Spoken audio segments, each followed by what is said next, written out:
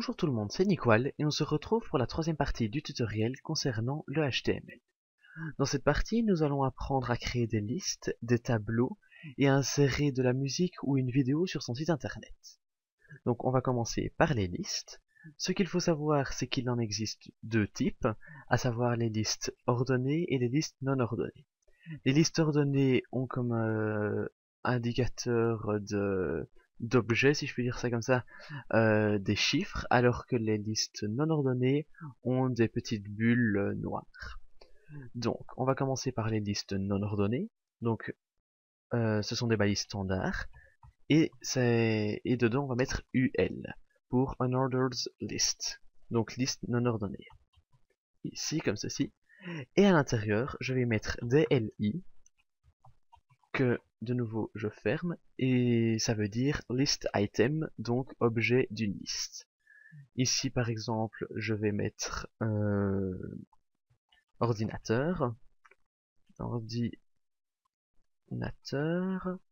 Ensuite, je peux créer un autre list item en mettant écran. Encore un, je vais mettre clavier. Enfin bref, vous aurez compris, donc on est en train de rajouter tous des objets à notre liste. Donc ordinateur, clavier, écran, souris, voilà. Hop. Ici maintenant, j'actualise ma page HTML.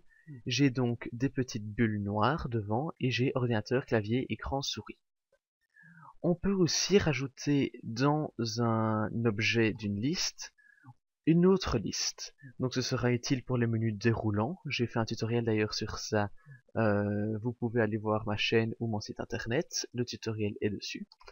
Et dedans, je rajoute donc des LI. Ici, donc j'utilise toujours Mmetz. Pour ceux qui ne l'ont pas installé, vous devez créer plusieurs fois vos LI. Donc dans écran, par exemple, on peut mettre pixels. J'ai vraiment pas d'inspiration. Hein. Centimètres. Et pouces, donc ils sont des unités de mesure. Et alors, nous avons en espèce de sous-menu pixels, centimètres et pouces. Maintenant, si je veux faire une liste ordonnée, il me suffit de changer le UL par un OL, qui veut dire Ordered. Et ici, O, voilà. À la place, j'ai 1, 2, 3 et 4, et toujours des petites bulles vides pour le sous-menu. Ensuite, maintenant, nous allons passer au tableau. Les tableaux, malheureusement, vu qu'ici je compte vraiment faire un tutoriel uniquement CSS, uniquement HTML, pardon, je ne vais pas rentrer dans le CSS, car j'ai déjà fait un tutoriel à ce propos. Et d'ailleurs, on m'avait reproché dans le premier tutoriel d'avoir mélangé le CSS et le HTML, et ce qui du coup rendait le tutoriel enfin, faisait diminuer la qualité du tutoriel. Donc ici, je ne vais pas m'attarder sur le design, c'est vraiment pour avoir, comme le nom du tutoriel l'indique, donc les bases du HTML. Et pour ça, je ne vais pas le styliser. Donc, pour faire un tableau, il suffit de créer une balise table, donc tableau. Celle-ci, je la ferme, comme ceci. Et à l'intérieur, je vais rajouter des table rows, donc des lignes de tableau. Pour ça, on fait tr, et à l'intérieur, donc c'est une balise qui se ferme de nouveau, et à l'intérieur, on va rajouter des td, et je crois que td c'est pour table data. Je n'en suis pas sûr, mais je pense bien. Et donc, de nouveau, c'est un peu comme pour les listes, sauf que c'est organisé dans un tableau. Donc par exemple, ici je peux mettre bureau. Je vous dis, j'ai vraiment aucune inspiration. Faire un nouveau td dans lequel je vais mettre chaise. Ensuite, table.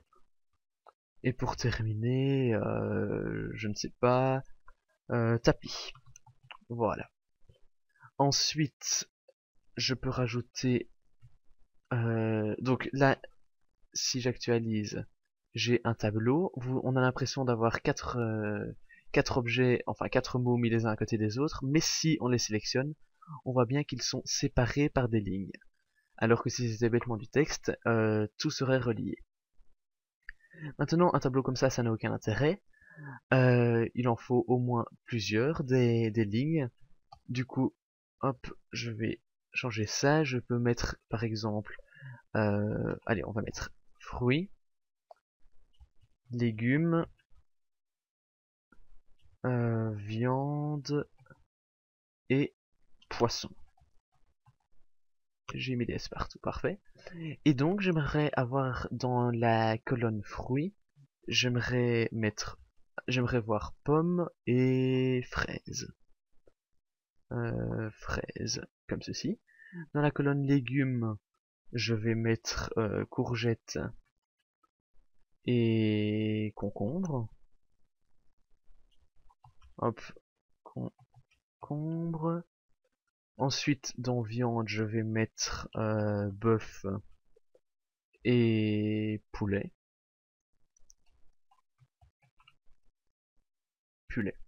Poulet. Et pour terminer, dans poisson, je vais mettre saumon et je sais pas moi, raie. Je crois que ça s'écrit comme ça, je n'en suis pas du tout sûr. Bref, si je fais une faute d'orthographe, j'en suis vraiment désolé. Ici, si j'actualise, donc on voit bien que tout a aligné. Et si je sélectionne, on voit bien mon tableau. Donc en dessous de fruits, j'ai pommes et fraises, légumes, courgettes, concombres, etc. Maintenant, les tableaux sont bien pensés et pour les titres de tableau, on peut remplacer les TD par des TH pour Table Header. Donc, je ferme de la même façon. H, hop, je remplace, voilà. Et alors, par défaut, ce sera mis en gras, comme ceci. Donc voilà, ça a même été centré. Donc voilà, c'est la fin pour... Enfin, j'en ai fini avec les tableaux. Je pense que je n'ai rien oublié, il n'y a pas vraiment grand chose à dire à propos des tableaux. Et nous allons passer à l'insertion d'une vidéo et de son ou musique sur, sur son site internet. Alors, juste ici, dans mon dossier tutoriel HTML, donc juste là, j'ai mon dossier index.html, j'ai mon intro.mp4, j'ai une musique que j'ai téléchargée de YouTube qui n'est donc pas soumise à des droits d'auteur, et j'ai une image que j'ai créée moi-même, donc rien n'est soumis à des droits d'auteur. Ici, depuis le HTML5, il existe deux nouvelles balises, enfin, qui nous intéressent, sachant qu'il y en a plein d'autres.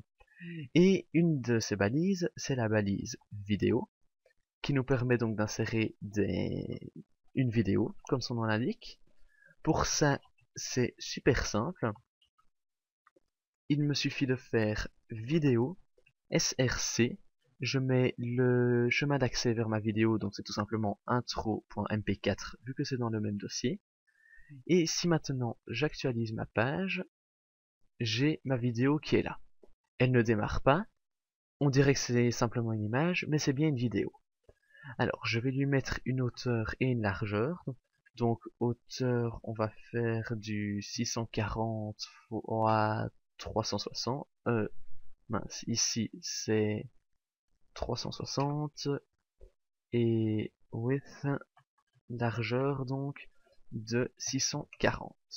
Voilà. Donc, ma vidéo est plus petite. Ça reste toujours une image. Et en fait, ce n'est pas une image, mais c'est tout simplement qu'elle est automatiquement mise en pause.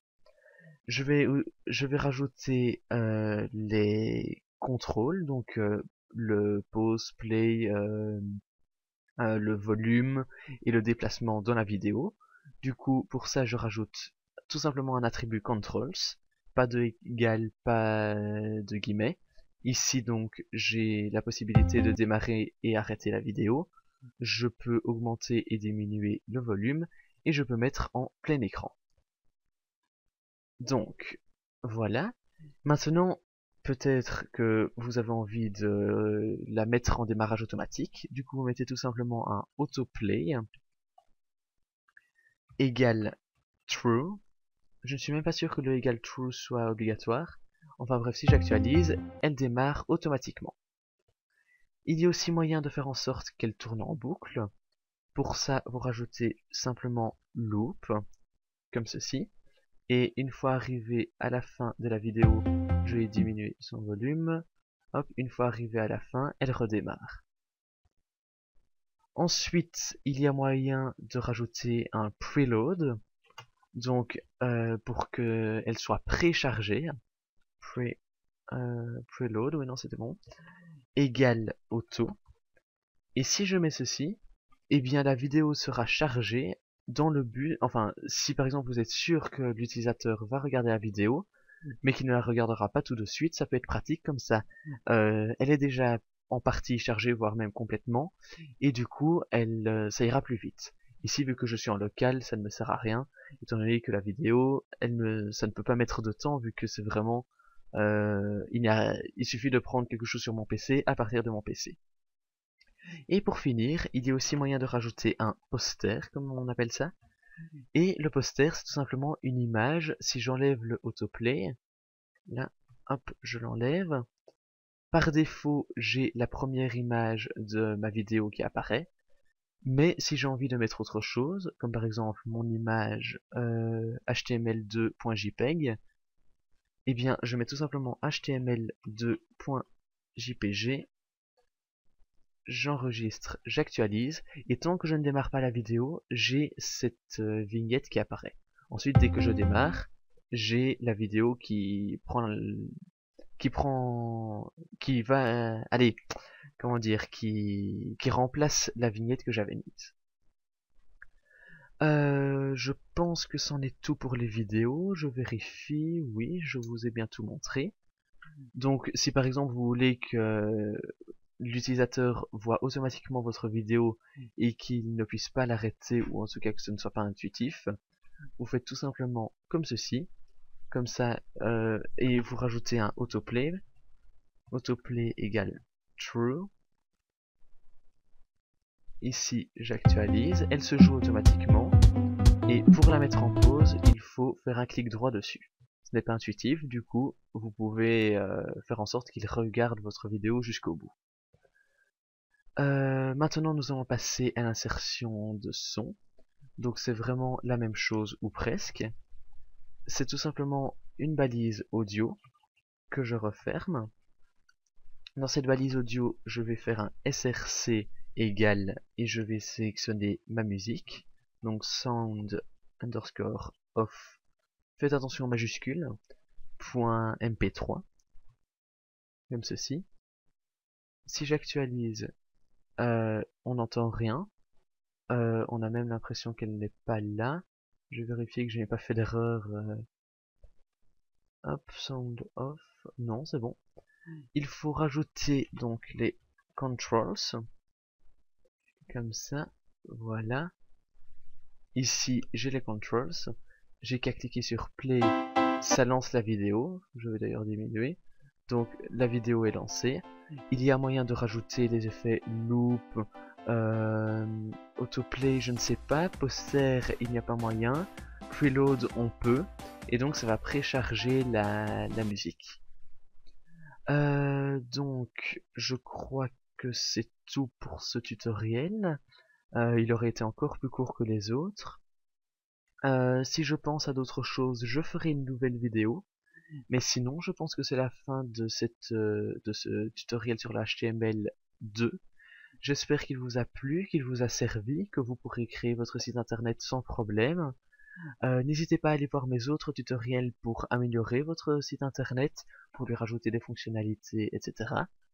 N'hésitez pas non plus à aimer ma vidéo, à aimer ma page Facebook, à vous abonner à ma chaîne YouTube, à me suivre sur Twitter, à commenter, à me donner des suggestions. Si vous avez des questions, je vous le rappelle, plutôt en commentaire, plutôt par mail s'il vous plaît, ou toujours sur mon site internet. Et voilà. Donc merci beaucoup d'avoir suivi ce tutoriel et à une prochaine. Salut!